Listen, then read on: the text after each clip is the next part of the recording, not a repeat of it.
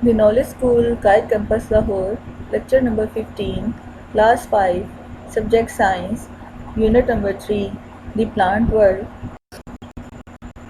In this unit, we are going to discuss the basic concept of plant world. This is the Joseph Bank, one of the most famous botanists.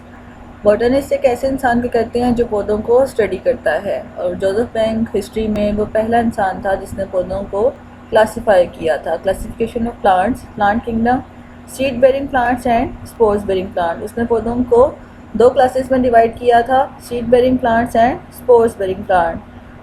Seed bearing plants are further divided into flowering plants और angiosperms, conifers और gymnosperms. Flowering plants or gymnosperms are further divided into monocotyledon and dicotyledon.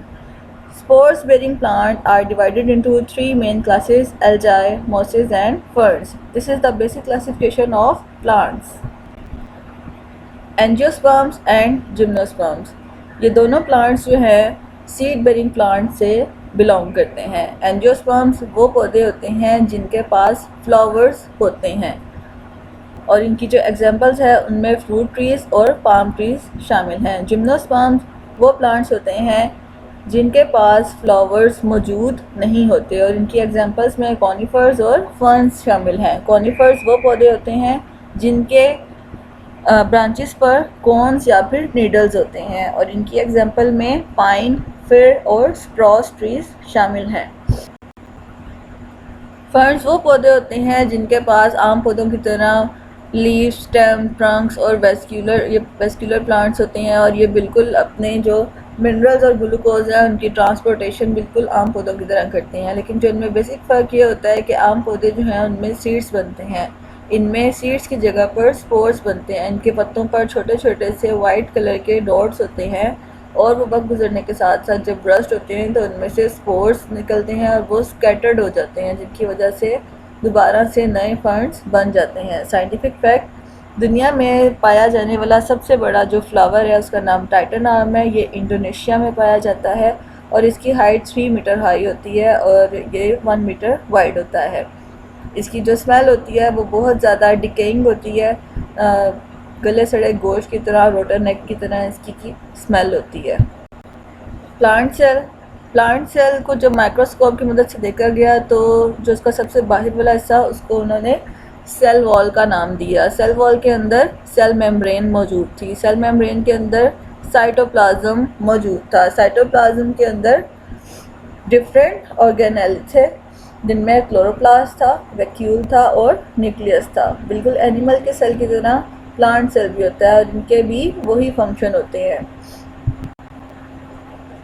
Seeds and spores.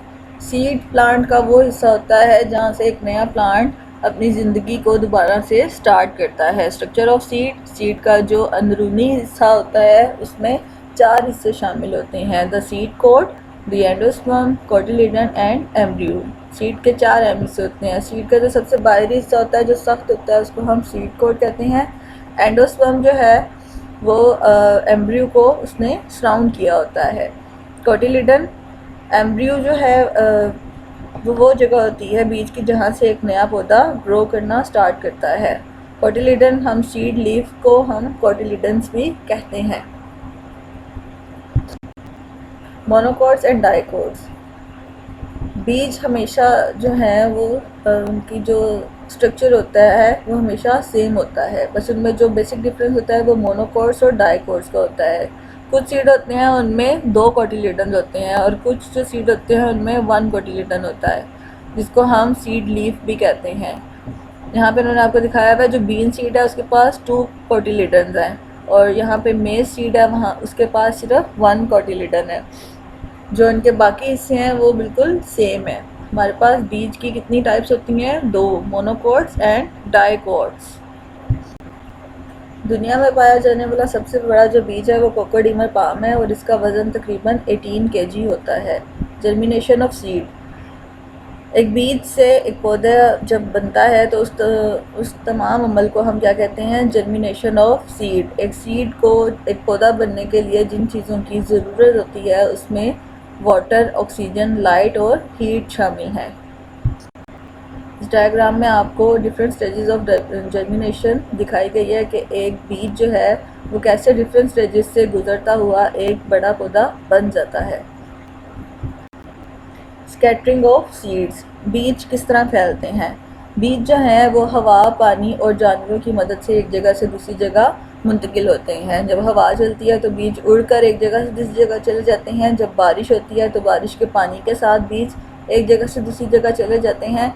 या फिर कभी कोई जानवर जो है वो जब किसी फल को खाते हैं तो वो उस फल के बीज उनके स्टमक से होते हुए उनके वेस्ट में शामिल हो जाते हैं और वो वेस्ट जहाँ पे भी होता है उसमें से वो बीज ग्रो करना स्टार्ट कर देते हैं।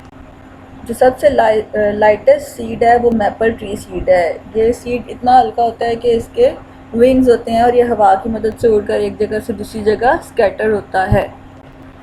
कोकोनट का बीज जो है वो सबसे भारी होता है। आपने देखा होगा कि समुद्र के किनारे पे जो कोकोनट के जो ट्रीज़ होते हैं वो बिल्कुल एक साथ ही ग्रो हुए होते हैं। इसकी वजह ये होती है कि कोकोनट जहाँ पे भी गिरता है वो वहीं पे ही ग्रो करना स्टार्ट कर देता है, वो एक जगह से दूसरी जगह नहीं जा सकता।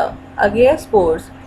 कुछ प्लांट जो हैं वो उनके पास बीज नहीं होते, वो स्पोर्स की मदद से अपने आप को ग्रो करते हैं।